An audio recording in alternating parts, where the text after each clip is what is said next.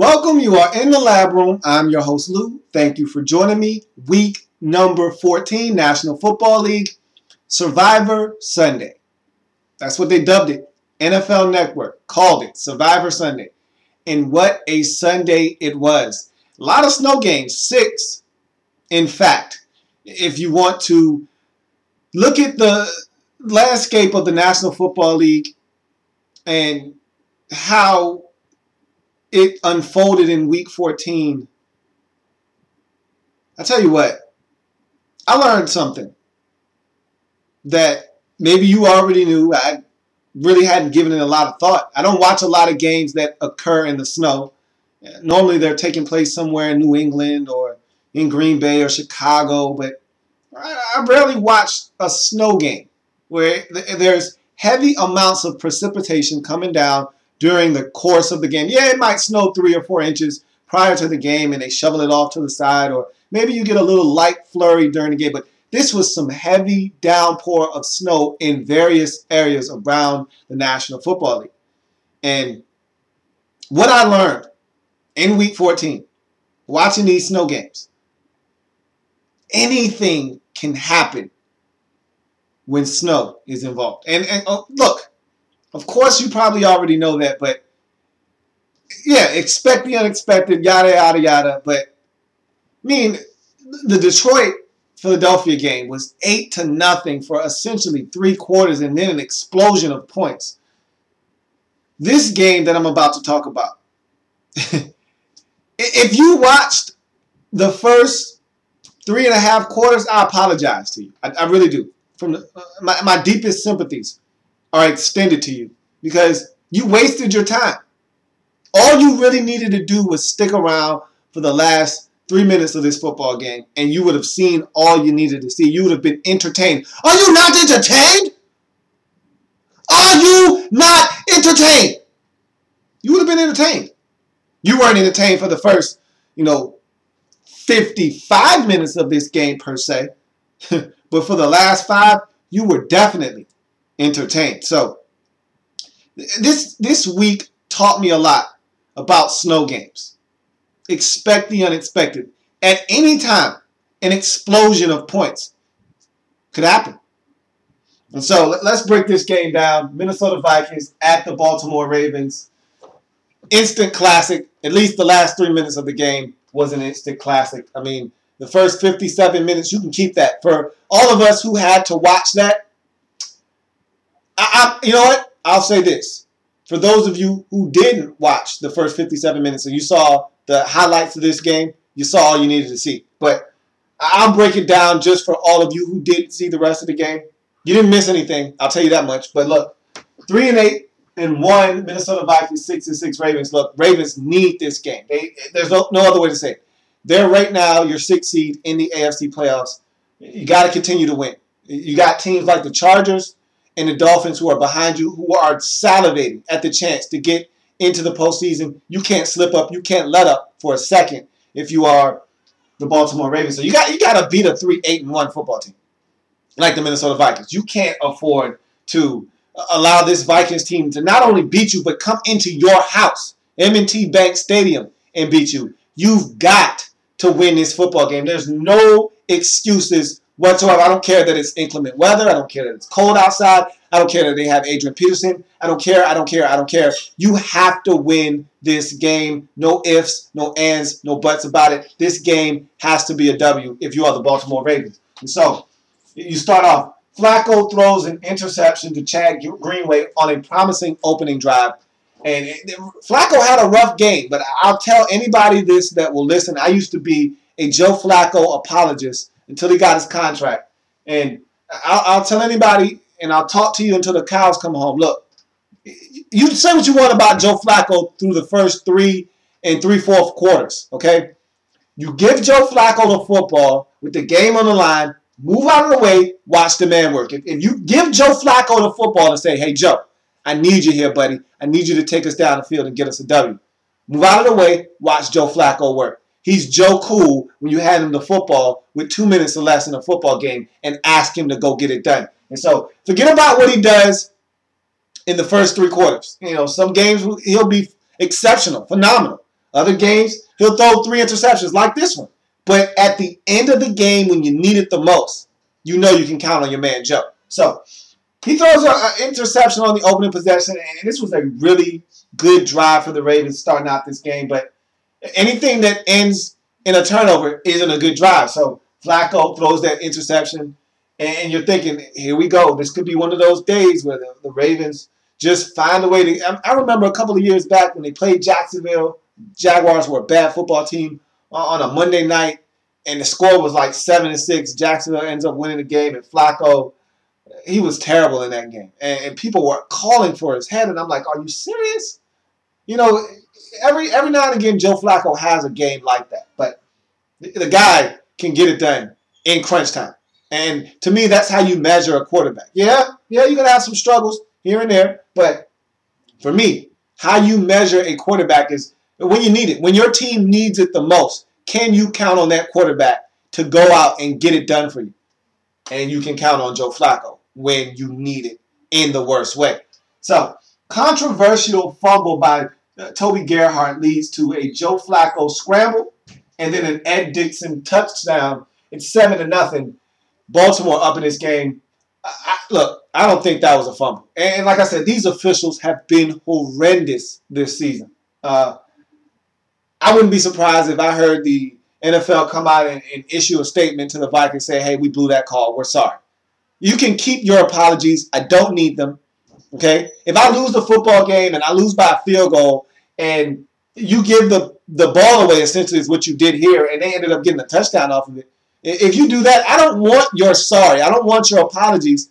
It's too late. The damage has been done. Are you going to give me a win in the standings? Are you going to give me a half of a win?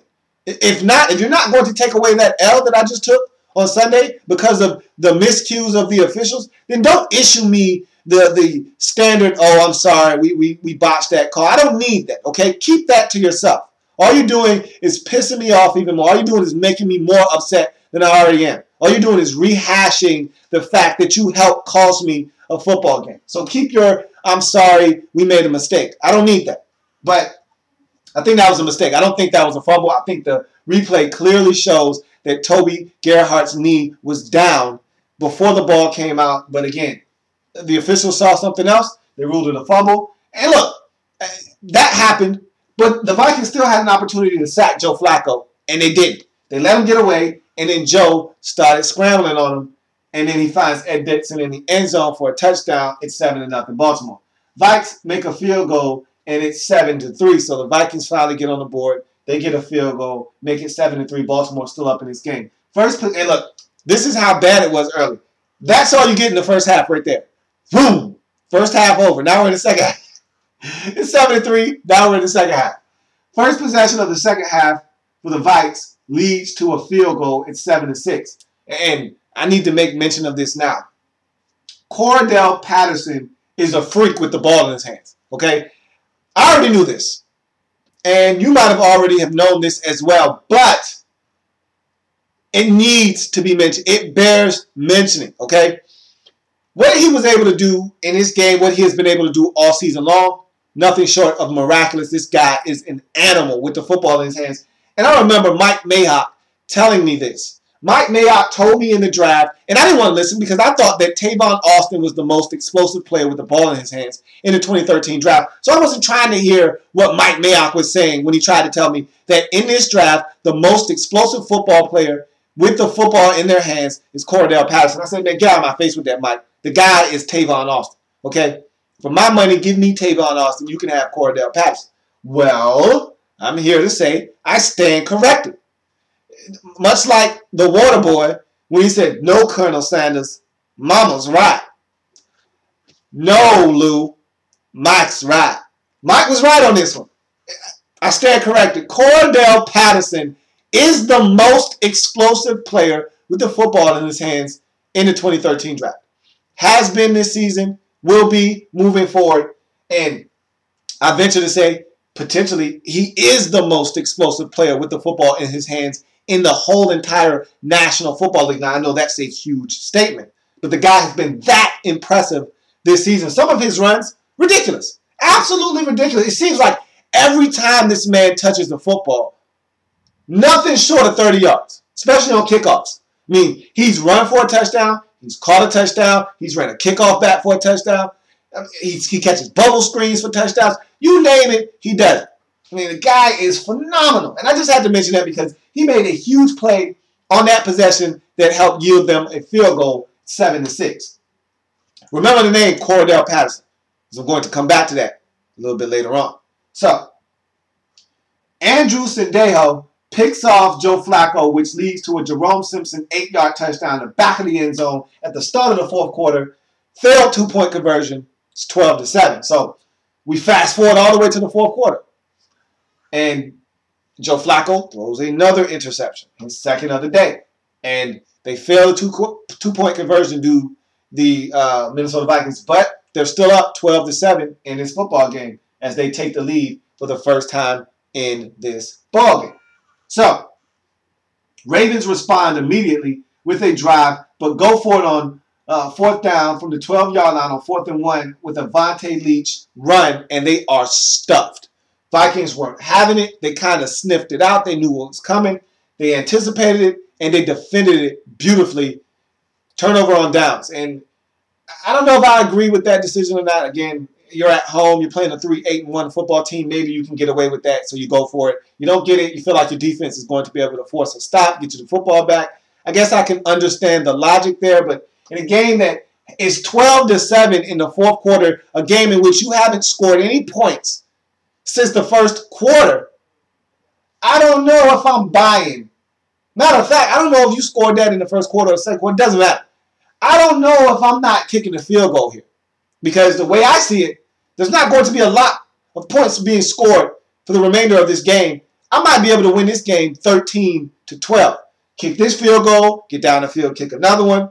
Hey, I steal a game, I win, I get to 7-6. That's all that matters. But you go for it here, you don't get it. Who's to say you even get the football back? I mean, who's to say that the Vikings don't run the football all the way down your throat, all the way down the field, and eat up a good majority of the clock, all the while scoring a touchdown and extend this lead out to 19-7 and give you the ball back with 3 minutes and 15 seconds left on the clock? Who's to say that that doesn't happen after that? I mean, you don't know what is going to occur. I'm just in the thinking, take the field goal there. Take the field goal, take the points, cut this lead to 2 points and give yourself a chance to win this game with another field goal. But that's not what John Harbaugh wanted to do. He wanted to go for it. It didn't work. So, Vikings take over on downs. But Vikings don't do anything with the football, and the Ravens get it back, and this is what they do with it. Flacco is picked off by Marcus Sherrills on a deep ball, deep in Vikings territory. Now, this is one that I don't know if you want to put on the shoulders of Joe Flacco or not. Double J should have caught this football, okay? This was a deep ball thrown up, if I'm not mistaken, to Jacoby Jones, and he's got to come down with this one. It bounces off of his hands, goes up into the air. Marcus Sherrills is able to get his mitts on it. He comes down with it. It's a pick. Again, another opportunity for you to score points. You get nothing. That's tough if you're the Ravens, but again, it's 12-7. You're still right there in this ball game. So even though you've struggled to score, this game isn't out of reach. You're still there, but you're running out of time. You're running out of time at this point. You need to make something happen. Huge Robert Blanton pass interference puts the ball at the Ravens 17. Later, on 4th and 1, the Ravens, they get all the way down the field on a Robert Blanton pass interference. And it was a good call. Down to the 17-yard line. From there, the Ravens get all the way down to the 1, but can't get in the end zone. They get 3 attempts. They can't get it in. Now it's 4th and 1 from the 1.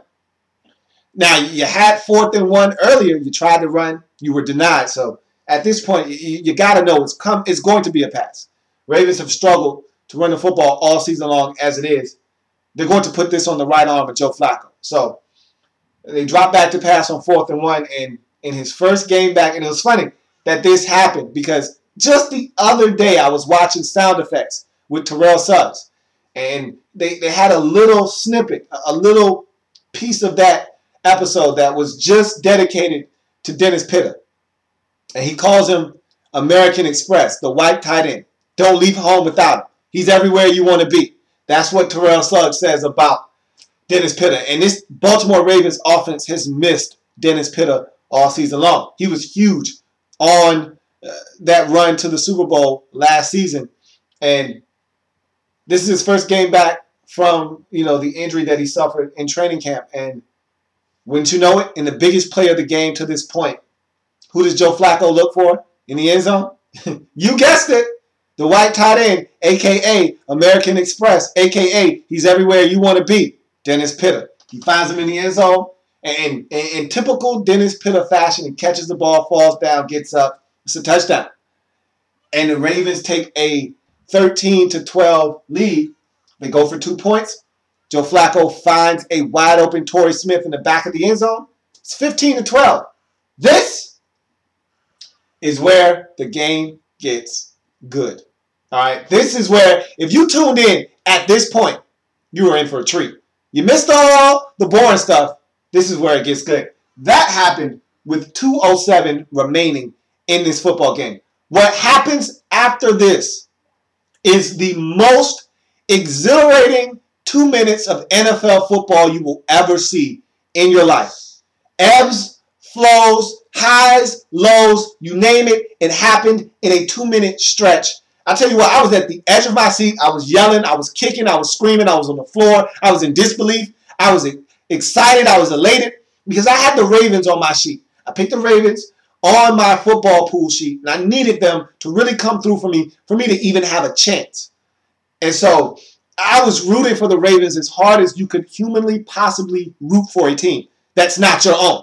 And so when I see the touchdown, I'm like, let's go, Joe. Let's go. That's what I'm talking about, Joe. And I said, no way the Vikings are scoring now. I mean, they've been stuck on 12 for a while now, and they haven't done anything all game long for the most part. So I'm feeling good. No Adrian Peterson. He got hurt earlier in the game, and I'll talk about that in a little bit. But he got hurt earlier. I mean, what are you going to do? How are you going to get the ball down the field in 2 minutes and get a field goal? I just don't like your chances. I feel like the Ravens have got this game right where they want it. Or so I thought. But in 2 plays, 22 seconds later, literally 2 plays, 22 seconds later, Vikings are in the end zone. What? They get about a 27-yard strike from Matt Castle to Jerome Simpson over the middle of the field. The next play, they fool the Ravens. They're in full, pass rush mode. Guys are going up the field. The middle of the field has been vacated. And guys are in man-to-man coverage. They have no idea what the football is. And they turn around, and it's been handed off to Toby Gerhart. And next thing I know, I see Toby Gerhart rumble, young man, rumble. 43 yards off the heart of the Ravens defense. He's pinballing off of guys. They can't tackle him. He keeps his balance, puts his hand on the ground, keeps going, keeps chugging. They catch him from behind, but it's too late. It's too late. He's in the end zone. What am I seeing? I'm going nuts. I'm like, what are you doing? Are you kidding me? What are you doing, Baltimore? So now it's 19-15. Baltimore is trailing. The Vikings take the lead, and I'm in disbelief. But good thing about it, there's still a minute 45 left in this game. So I'm like, hey, that's plenty of time for Joe Flacco to be Joe Cool. Joe Cool. I said, all right, Joe, time to show why you the $120 million man. Show him, Joe. And Joe said, all right, I got this. But Jacoby Jones, a.k.a. Double J said, nope, I got it. Don't worry about it. I'll take care of this. The Vikings tried to get cute. Blair Walsh, big leg, probably could kick it out of the end zone with the conditions the way they were in this game. Probably a little bit harder to do so. Afraid of Jacoby Jones decides, hey, I'm going to pooch kick it. I'll let some poor defenseless guy catch this as an up-back guy. And we'll tackle him at the 31-yard line and we'll play defense from there. Ravens said, we know we got a beast back there and we know what you're up to. Everybody else, you run up there and block. Jacoby, come up here and catch this football. The minute they kicked the football, Jacoby Jones took off running to go catch the football. He catches this football at the 23-yard line. And Watch him do the rest. The blockers do their thing. Jacoby Jones, Double J, does his thing. Down the sideline he goes. Into the end zone. Ha! Take that. I said, let's go, Jacoby. Let's go, Double J. That's what I'm talking about, bro. I was hot. That's what I'm talking about. Now that's how you supposed to score a touchdown at the end of the game when they try to pooch kick the football away from you. That's what I'm talking about. So now it's 22-19. Ravens take the lead. Now look, only 14 seconds come off the clock there. There's a minute and 31 seconds remaining in this game when the Vikings get their hands back on the football. So, or excuse me. Yeah. So I'm thinking to myself, there's no way the Vikings score again now. Okay, this game is definitely over. No way they come down the field and score after what just happened to them. That's demoralizing. To think you got the game after you go down and you score and take the lead, and then they come back down and they don't even get on the field offensively. Special teams does you in. That's demoralizing. This game's over. This game is over. Or so I thought. First down comes, the Vikings do nothing. Incomplete pass. Second down comes, they deflect the pass as they get pressure on Matt Castle. So I'm like, oh yeah, they about to go 4-0. This game is about to be done, son.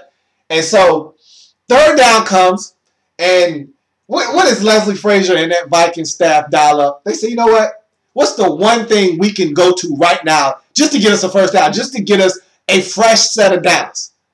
Why not throw it to 84, man? Why not throw it to CP? Sounds like a good plan. I told you I was coming back to Cordell Patterson, didn't I? Well, here he is. So they decide, okay, 3rd and 10. Let's throw this wide receiver screen, see what happens. Let's at least get a first down. I mean, the guy's dynamic with the football in his hands. You get it to him in space, he turns it to a kick returner. Who's better in the league right now at kick returning than Cordell Patterson? So they figure, hey, get it to him quickly and get some blockers out of space, see what happens. At least we'll get a first down, move the sticks, gives us a chance to try to still win this football game. So they throw him the football on a bubble screen, and he catches it, gets a couple of blockers out of space. I'm like, okay, that's cute, that's nice. All right, somebody catch him. And he's still running. I said, okay, all right, now he's in the secondary. Somebody catch him now. And then I see him make a cut, and I'm like, okay, where's the Ravens defenders? No! No! No! No! Are you kidding me? What's going on? And I see him take off, and I see Matt Elam. I'm saying, come on, Matt, come on. And Matt got turned around. He cut back. Matt said, I got him. No, I don't. Matt slips down on the ground. I said, oh, my goodness. This man just scored a touchdown on 3rd and 10 from the 23-yard line. Are you kidding me? What is going on? 79 yards from the 21-yard line on 3rd and 10. It's a touchdown. I'm screaming at the top of my lungs. I'm kicking the ground like a 4-year-old kid having a temper tantrum. I'm thinking, I just lost this game. Are you kidding me? You just let Cordell Patterson essentially run a kickoff return back on you on 3rd and 10 on a wide receiver screen. What else did you think was coming? Oh, my goodness. Right. After I had my temper tantrum, after I stopped kicking my feet like a little 4-year-old kid on the floor screaming, I looked up at the clock and I said, there's still a minute and 1 second left on the clock. You know what time it is? Time for Joe Flacco, a.k.a. Joe Cool. Joe Cool time. Show him why you the $120 million man, Joe. Show him, Joe. Joe said, hey, man, I got you, dude. I got you. I said, all right, Joe. Show these boys then. Marlon Brown over the middle for about a good 27. They get down the field quickly. Get another completion. They get another completion to Dennis Pitta. Now, look, he threw a pick. Almost threw a pick. Game would have been over. Except holding.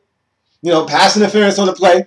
Then he throws another completion to Dennis Pitta. Gets him down to about the 9-yard line. Called a final timeout with about 13 seconds left. I said, all right, Joe. I need it. I need it, Joe. Joe said, hey, what I tell you, man? They don't call me Joe Cool for nothing, man. I got you. I got you. I said, look, man, you done thrown 3 interceptions today. Don't try to act like you haven't. He said, but it's under 2 minutes. You know what I am under 2 minutes. I said, you're right. You're right. Do your thing, man. Do your thing. I need this, Joe. I was begging. I was over there begging. I said, I need this, Joe. I need it. I don't ask you for much, man. I need this one, Joe. Joe said, I got you, man. I got you. I said, look, I just need it, man. I need it in the worst way. Joe steps back, and he throws one of those loft jobs in the back of the end zone. And I said, look, man, it better be a Baltimore Raven at the other end of this pass, Joe. Joe said, man, would I do you any other way? Here comes Marlon Brown. I love Marlon Brown. I told you earlier in the season, because I questioned, who would the Ravens throw the football to? No Bolden, no Pitta. Who you going to throw the football to? Torrey Smith has stepped up huge, but you still needed a Robin to Torrey Smith's Batman. You found that man in Marlon Brown. And, man, has he busted out in a big way. He was huge in this game. Marlon Brown comes down with the football in the back of the end zone. Now, did he get 2 feet down? Did he complete the catch? I stopped the TV, and I played it in slow motion over and over again. I saw the feet. I said, the feet are good. Did this ball move? I'm nervous. I'm a nervous wreck. And I'm slow motion, and I'm trying to convince myself it's a touchdown. But I said, the ball move. The ball move. I'm nervous. I said, man, please don't jerk me here. Give me this touchdown. And then the referee steps out, and CBS says, due to NFL restrictions, we can't show you the rest of this game. But we will keep you updated on what happens in Baltimore. What are you doing to me? What are you doing? What are you doing? So I had to look at the bottom line and the score change. It said Ravens 29, Vikings 26. I wiped that brow. I said, thank you, Joe. He said, hey, no problem, man. Anytime. Anytime. I said, I got him. The most exhilarating 2 minutes and 7 seconds of football you will ever see in your life. I got a workout just running back and forth from the couch to the TV from all of the action that happened in the last 2 minutes and 7 seconds of this game. Talk about an emotional roller coaster. That's what this game was. I mean, even if you had no vested interest in this game, you're just a lay fan watching the end of a game. This was all you could ask for and then some. I mean, this was as exciting as it gets. And tell you what, that was an instant classic. Ravens get it done, and they needed to win this game. Hey, this wasn't just fun. This was a great win because they needed to win this game. Okay? They needed to win this game. Miami had won at Pittsburgh. San Diego would win later on in the day versus the New York Giants. They needed to win this game. So this is a huge win at home. And again, you can't lose to the 3-8-1 Vikings if you're the Ravens. With no Adrian Peterson as well. Speaking of Adrian Peterson, he went down. I was fearful. I thought it was that knee again. You know, when he falls down, he's writhing in pain and he's rolling over on the floor and you got to get carted off. I was nervous. I thought it was the knee again. I didn't want to see the man go down like that. And it turns out it was a foot sprain. Great. Dodged a bullet. But he was very, very disappointed. You know, he had some critical comments for the Ravens fans. I guess they booed him or they cheered him when he got injured. I don't know what they did. Obviously, they did something to really draw the ire of Adrian Peterson. I'm pretty sure they had to have cheered when he went down, probably because they were excited that he wasn't going to be playing in the game. But nobody wants to see anybody get hurt. If they were, in fact, cheering, shame on you, Ravens fans. You know better than that. But no hard feelings, Adrian, if you know those Ravens fans offended you. No hard feelings. They didn't mean anything by it.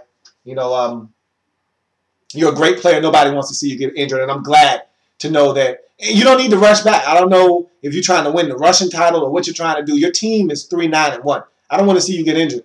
If you don't need to play, if you're injured, you don't need to go, man. It's all good. You know, we know what you can do. We don't need to see you out there on one leg, on one foot. So I heard reports that he's going to try to play. No need, man. No need. So what a game. What a game. What a game. Ravens get it done 29-26 in a thriller. In a 2 minute and 7 second thriller is what it was. Ravens go to 7-6 on the season, and more importantly, they stay atop that sixth and final wild card spot in the AFC. To me, it's a 3-team race for that sixth and final spot in the playoffs in the AFC. It's these Ravens who currently hold that sixth spot, the 7-6 Miami Dolphins, and the 6-7 San Diego Chargers. San Diego Superchargers. Those are your 3 teams. Everybody else, forget about it. They don't stand a chance. Those are the 3 teams that you have to worry about. And one of those 3 teams are going to get in. And right now the Ravens are staking their claim as that number 6 seed. And what a way to do it with a 29-26 thrilling win at home in Baltimore. So that's going to do it for this edition of In the Lab Room. I thank you for joining me. If it happens in the National Football League, whether big or small, we cover it all here in the Lab Room. Thank you for joining me on this program. I got one more game to break down in week number 14. And what a week it was, man. I tell you what, I mean, this was a phenomenal week of football. It doesn't get much better than this. I tell you that much. Come back and join me. Got one more game to break down in week number 14, the National Football League. Whew, what a game. What a game.